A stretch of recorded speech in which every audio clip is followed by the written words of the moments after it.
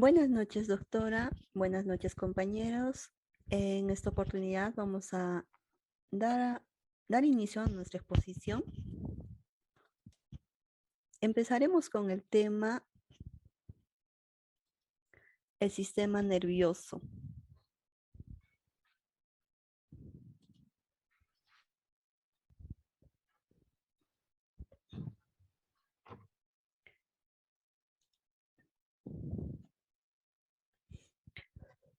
¿Qué es el sistema nervioso? El sistema nervioso es el sistema que dirige, supervisa y controla todas las funciones y actividades del cuerpo. Comprende un conjunto de órganos reguladores y una red que interconecta estos órganos con el resto del organismo. Por ejemplo, mientras estás leyendo esto, nuestro sistema nervioso está descifrando las imágenes que vemos en este momento. Controla el movimiento de los ojos y manos, además de concentrar tu atención y guardar la memoria de lo que estás viendo. Al mismo tiempo, permite que respires sin que te percates de ello. Bueno, en esta imagen vemos los principales órganos del sistema nervioso del ser humano. Encontramos primeramente el cerebro, quien controla los sentidos, también controla el habla y los pensamientos, así también como encontramos el cerebelo, que coordina movimientos y el equilibrio. La médula espinal, que se encarga de controlar los reflejos. La columna vertebral, que protege la médula espinal. El bulbo raquídeo controla la respiración, la presión arterial, la digestión y el latido. Y nuestros nervios espinales, que conectan la médula con las extremidades y los órganos. Un dato importante es que los órganos del sistema nervioso están constituidos por células especializadas llamadas neuronas y las células auxiliares llamadas glía. Por ejemplo, las neuronas se encargan de transmitir la información entre el sistema nervioso, y ¿cómo se llama? Y los otros órganos.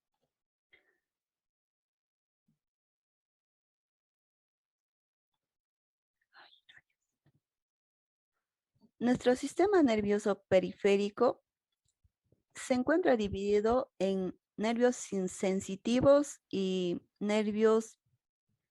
sistema nervioso simpático, en la cual los nervios sensitivos transmiten la información sensorial del cuerpo al cerebro y la información motora del cerebro a los músculos.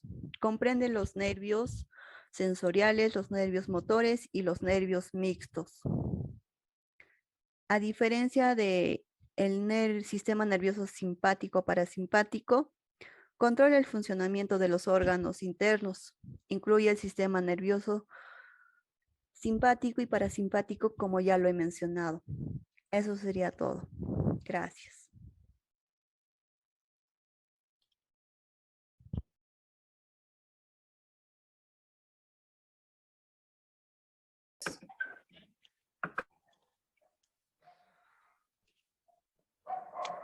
Y como segundo punto serían los hemisferios y lóbulos. Los hemisferios y su división. El cerebro está constituido por dos mitades, la mitad derecha llamada hemisferio derecho y la mitad izquierda llamada hemisferio izquierdo.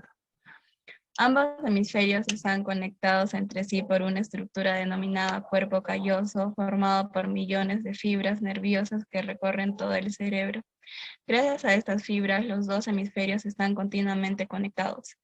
Funciones del hemisferio derecho. La parte derecha está relacionada con la expresión no verbal. Está demostrando que en él se ubican la percepción u orientación espacial, la conducta emocional, facultad para expresar y captar emociones, facultad para controlar los aspectos no verbales de la comunicación, intuición, reconocimiento y recuerdo de caras, voces y melodías. En la siguiente diapositiva sería funciones del hemisferio izquierdo. Es el dominante en la mayoría de los individuos, parece que está de la mitad compleja, está relacionada con la parte vertebral. En él se encuentran dos estructuras, están muy relacionadas con la capacidad lingüística del hombre, el área de Broca y el área de Wernicke, áreas especializadas en el lenguaje y exclusivas del ser humano. Por consiguiente, un daño en esta zona produce afasia, es decir, imposibilita al sujeto para hablar y escribir. Los lóbulos cerebrales. Lóbulo frontal, ubicación posterior al hueso frontal, anterior al lóbulo parietal, separado por el surco central y superior y anterior al lóbulo temporal, separado por el surco lateral, cisura de cilio, giro frontal superior, medio o inferior, giro presental, función, control del movimiento voluntario, participa en la atención en las tareas de memoria en corto plazo, motivación en la planeación y el habla. Luego tenemos lo que es el lóbulo parietal. Su ubicación inferior al hueso parietal, superior al lóbulo occipital, separado por el surco parieto-occipital y posterior del lóbulo frontal, separados por el surco central, giro por central, lóbulo parietal superior e inferior. Su función es entregar los estímulos proceptivos y mecaceptivos, involucrados en el procesamiento del habla o lenguaje. El lóbulo temporal, su ubicación es medial al hueso temporal, inferior y posterior al lóbulo frontal, separados por el surco lateral, giro temporal superior, medio e inferior. Su función sería transformar los estímulos sensoriales, auditivos y visuales en información comprensible para la retención de la memoria visual y la comprensión del habla. El lóbulo occipital, ubicación anterior del hueso occipital, posterior al lóbulo parietal, separados por el surco paroccipital y posterior al lóbulo temporal. Los giros sería giro occipital superior, medio e inferior, cuña y giro lingual. Su función sería centro del procesamiento visual. Luego seguimos con lo que es el lóbulo de la ínsula. Ubicación sería debajo del sitio donde la corteza del lóbulo temporal, parietal y frontal se unen. Sus giros cortos y giros largos. Su función sería procesamiento e integración del sentido del gusto, sensación visceral, sensación de dolor y funciones vestibulares. El lóbulo límbico, ubicación en la cara a medial de cada hemisferio y alrededor del cuerpo calloso. Su giro sería giro paraterminal singular y para hipocampal. Su función sería modulación de las emociones, modulación de funciones viscerales y autonómicas, aprendizaje y memoria. Y ahora le doy el pase a mi compañera.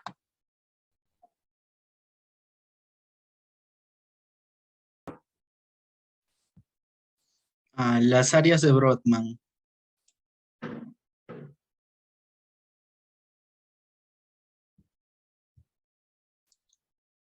Las áreas de Brodmann es una región de la corteza cerebral definida por una base en su citoarquitectura de la corteza cerebral en la disposición de las zonas de las neuronas que constituye la corteza cerebral. Se dividen en varios puntos, como lo son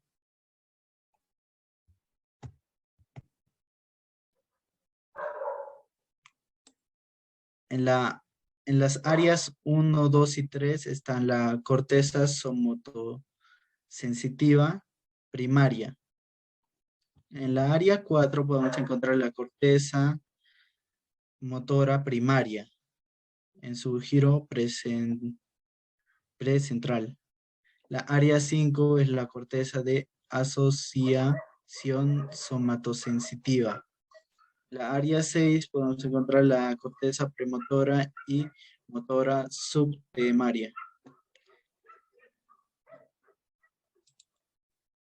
La área 9 es la corteza prefrontal dorsolateral.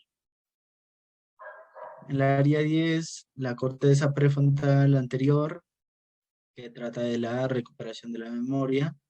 En la área 17, la corteza visual primaria. Y en la 22, la corteza auditiva primaria. En la área 37, el giro occipital pitotemporal fusiforme. El área 22, 39 y 40 podemos encontrar la área de Wernicke, que es la comprensión del lenguaje, y en las áreas 44 y 45, que son las áreas de Broca, programación motora del habla.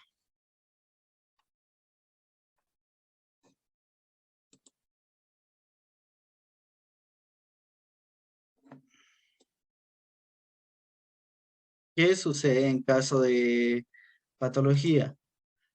La patología es un documento que contiene el diagnóstico que se determina mediante el análisis de las células y tejidos en un microscopio.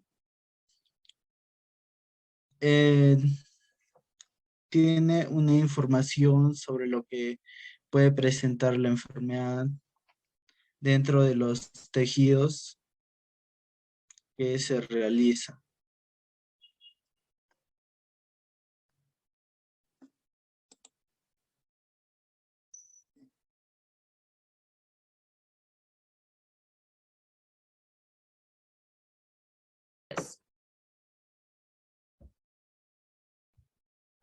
Para presentar el punto 3,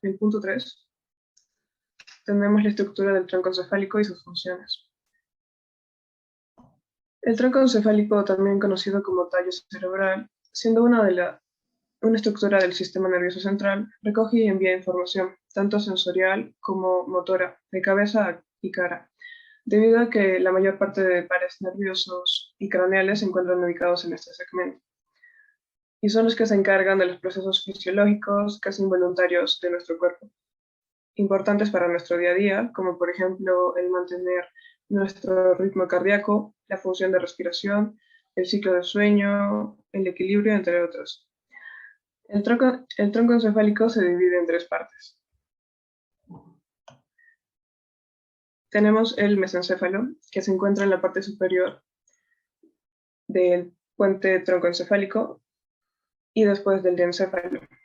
Su función principal es poder conducir los impulsos nerviosos y sensitivos desde la médula espinal hasta su punto de llegada, que se encuentra en el tálamo. Como se mencionó anteriormente, todos los impulsos nerviosos del cuerpo que se conectan entre el cerebro y la médula espinal pasan mediante el tronco encefálico, sean los impulsos ascendentes, que son los sensoriales, y los descendentes, que son los motores. Aquí podemos observar las estructuras que conforman el mesencéfalo. El primero se denomina tecnum, el cual sus funciones están relacionadas con las reacciones automáticas ante estímulos auditivos y visuales. Está formado por 2 pares de bultos, uno situado encima del otro. Esos bultos se llaman colículos o tubérculos cuadrigéminos, y los superiores se encargan de la visión y la orientación de los ojos hacia los estímulos que observemos en nuestro entorno. Los de abajo se involucran en las reacciones involuntarias ante los sonidos. También tenemos el tegmentum, que contiene 3 regiones principales, cada una asociada a un color. La sustancia negra, denominada así por el pigmento de la neuromelanina.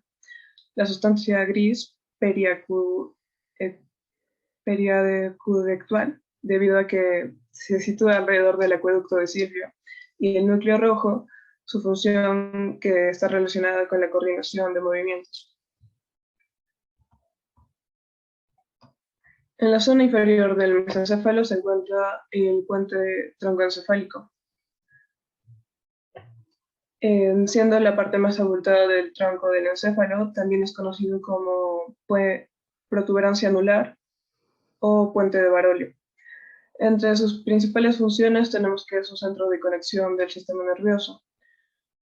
Así, por ejemplo, de las funciones sensoriales y motoras, gracias al nervio trigémino y al núcleo motor especial, que se encuentra en el 5º par craneal.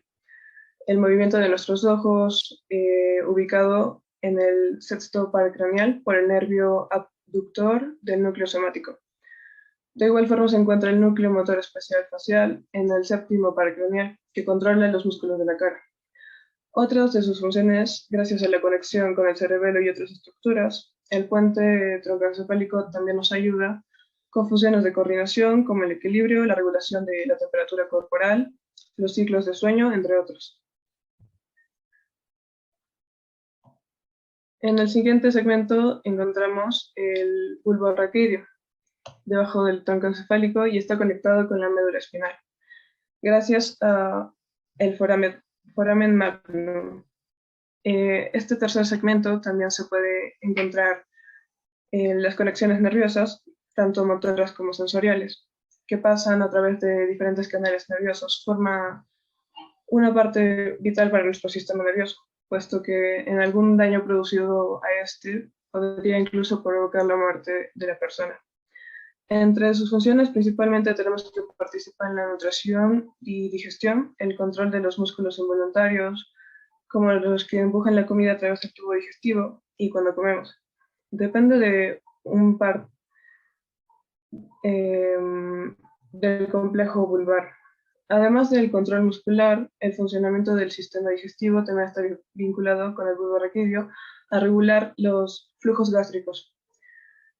Y otra de sus funciones también es que se encarga de transmitir información de la médula espinal al encéfalo por medio de la protuberancia o puente, y también de manera inversa. El control del ritmo cardíaco y la tensión arterial, la regulación de la respiración y también la digestión, debido al control de los músculos involuntarios, los cuales, como mencioné, dirigen la comida a través del tubo digestivo.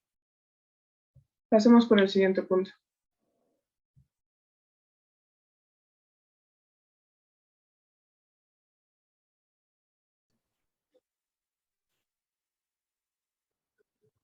En el punto 4 voy a explicar lo que es el cerebelo. El cerebelo es un proceso de información proveniente de otras áreas del cerebro y de la médula espinal y de los receptores sensoriales con el fin de indicar el tiempo exacto para realizar movimientos coordinados a través de un sistema muscular esquelético. El cerebelo presenta cinco tipos neurales, que son las células de Purkinje, estrelladas y cesto de Golgi y de los granos.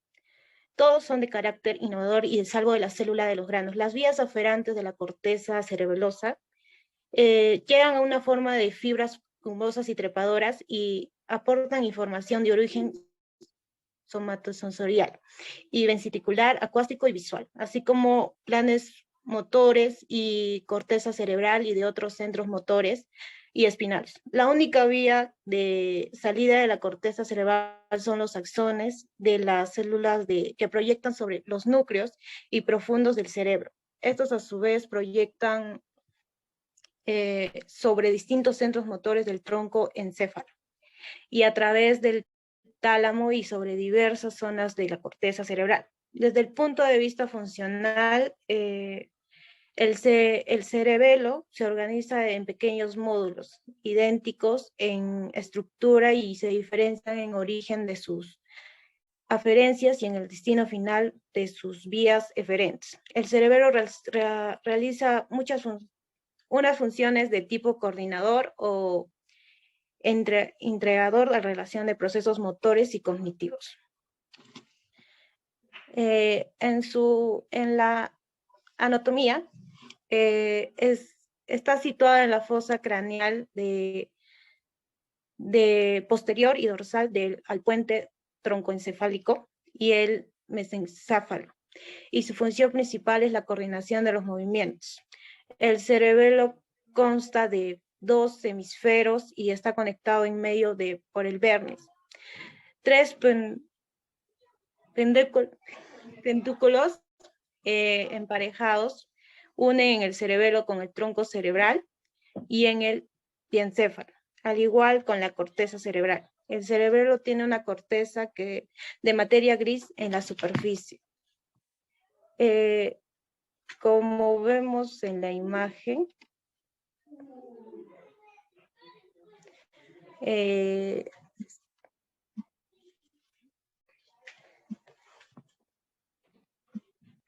tiene una cara posterior y una cara anterior del cerebelo. En la primera vemos que tiene como la lóbula anterior y la lóbula posterior que se ve en el color medio piel, y en el color medio estos son las vernis superior, en la fisura prima, y en el color piel tiene las folias o las láminas y la fisura horizontal.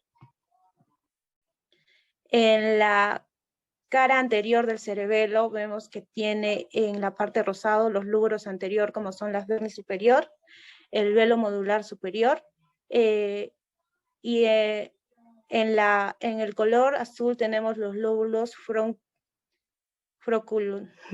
frocondylar, que son los cerebelosos, y el fastigio. El lóbulo posterior coloca el fróculo, la fisura horizontal, el péndulo del fóculo, el nódulo, el vernis inferior, la amígdala cerebrosa, la fisura posterior lateral, el hemisferio cerebeloso.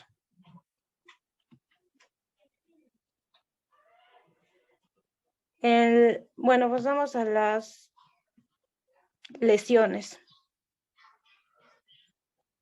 En las lesiones, el nivel cognitivo de lesiones pueden asociarse a un grupo bastante extenso de síntomas, entre los que destacan los déficits de memoria, de aprendizaje, el lenguaje o las funciones ejecutivas, la inserción y la flexibilidad cognitiva, incluso la planificación. A nivel motriz, vemos afectaciones en la falta de control y coordinación muscular, dificultad para caminar, dificultad para hablar, movimientos oculares anormales o dolores de cabeza. Cuando se trata de patologías asociadas al cerebelo, suele mencionar las ataxias. Este término se refiere a una enfermedad en particular, sino a una pérdida de muscular el control o la coordinación o en el control de dedos o manos o brazos o piernas.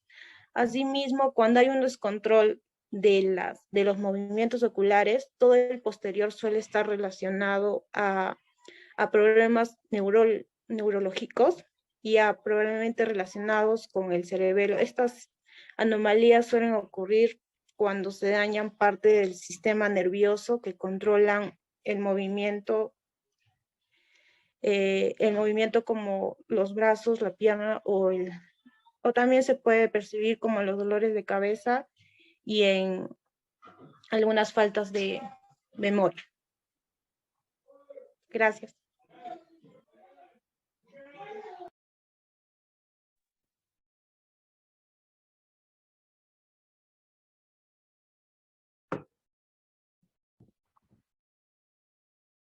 En el punto 5 hablaré sobre la médula espinal. La médula espinal es el punto de conexión entre el cerebro y el resto del organismo. La mayor parte de las fibras nerviosas se encuentran y pasan por la médula espinal y posee neuronas que reciben información de los distintos órganos. La médula espinal está dividida en 4 partes, que es la cervical, la torácica, lumbar y sacro. La cervical tiene 8 pares de nervios cervicales, torácica 12 pares de nervios torácicos, lumbar 5 pares de nervios lumbares y sacro 5 pares de nervios sacros.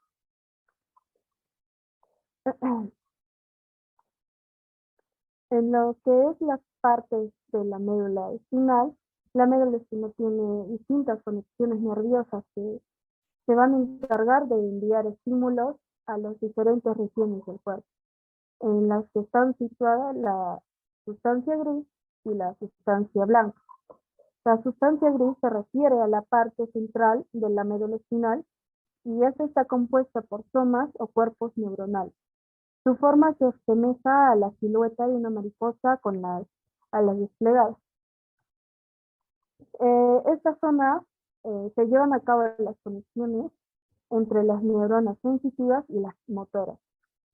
En lo que es la sustancia blanca, es la parte externa de la médula espinal y esta está formada por axones y de neuronas que son encargadas de conectar la médula al cerebro.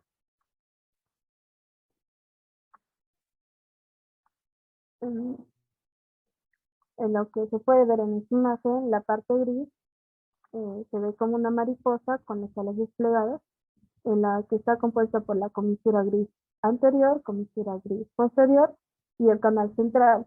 Y lo sigue y lo que lo rodea es la zona, la sustancia blanca.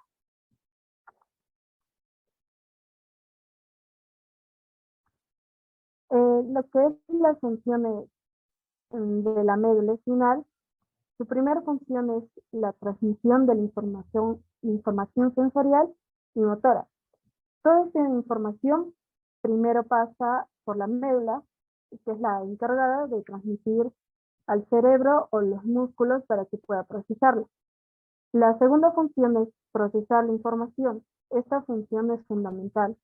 La médula se encarga de analizar la información recibida antes de enviarla al cerebro. Y por último tenemos los reflejos, que son las reacciones inmediatas del cuerpo y esta información sensorial produce una respuesta al llegar a la médula espinal sin necesidad de esperar que sea captada por el cerebro.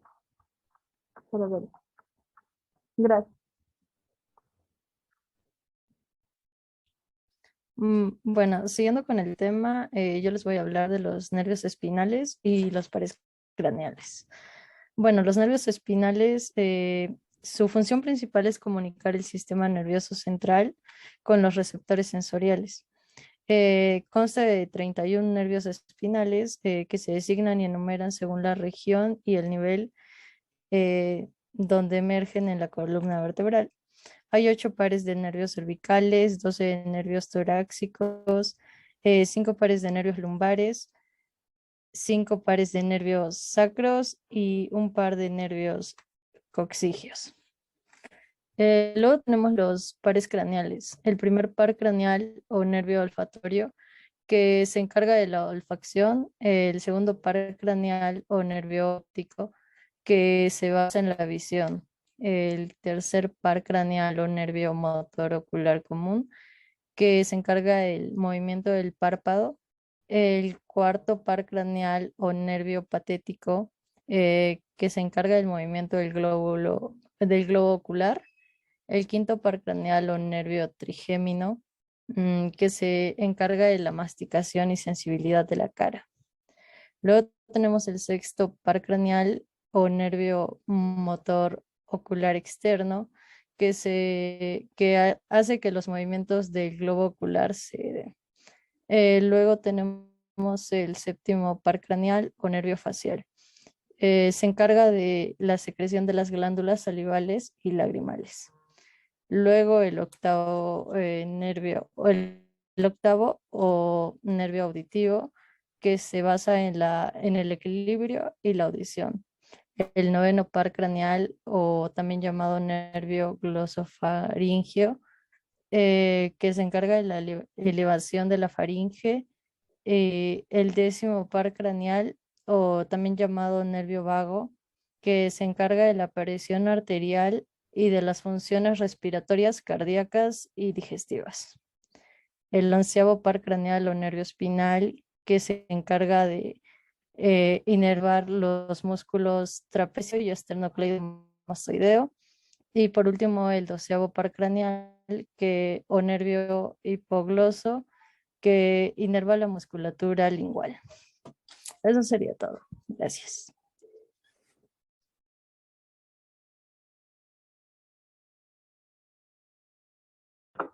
Bueno, seguimos con el siguiente punto, que es la importancia del desarrollo profesional. El título universitario ha sido conseguido atrás de muchos esfuerzos. A raíz de esta meta ha sido logrado encontrar un excelente empleo o inicio de tu propia compañía. pero de los diferentes profesionales del siglo XXI saben con quién de sus diplomas no se suficiente para mantenerse en el sector de la ola. La importancia del desarrollo profesional es de su demanda por las organizaciones laborales.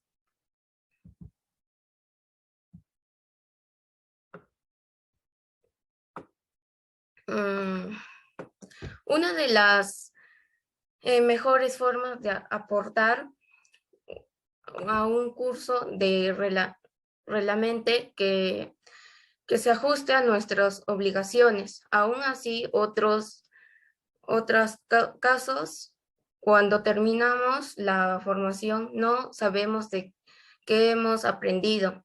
Eso es por ello que realizamos una elección cuidadosa en la entidad. Además, los beneficios de la forma de orar dichos problemas.